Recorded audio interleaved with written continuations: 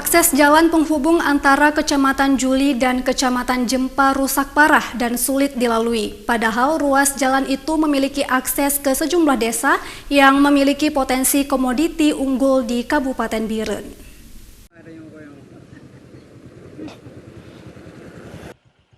Warga Kecamatan Juli dan Kecamatan Jempa mengaku kerap mencari solusi agar dilakukannya perbaikan jalan melalui musrenbang kecamatan bahkan tingkat kabupaten. Namun hanya janji-janji yang tak kunjung terrealisasi hingga hari ini.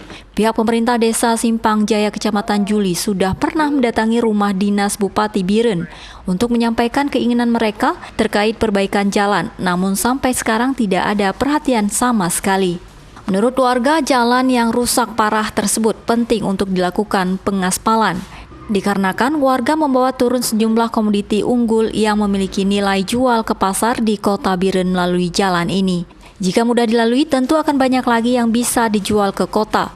Warga berharap perhatian dari Pemkab Biren. Tanaman yang maksimal berproduksi di kawasan ini yaitu kelapa, pinang, dan jagung yang merupakan produk andalan di wilayah ini. Jalan ini tidak seperti ini. Maka harapan kami bagaimana untuk selanjutnya agar ini bisa direhab atau diperbaiki. Lebih kurang sudah 4 tahun. Ini akses utama untuk masyarakat dan sebagai perusahaan kawasan lumbung pangan.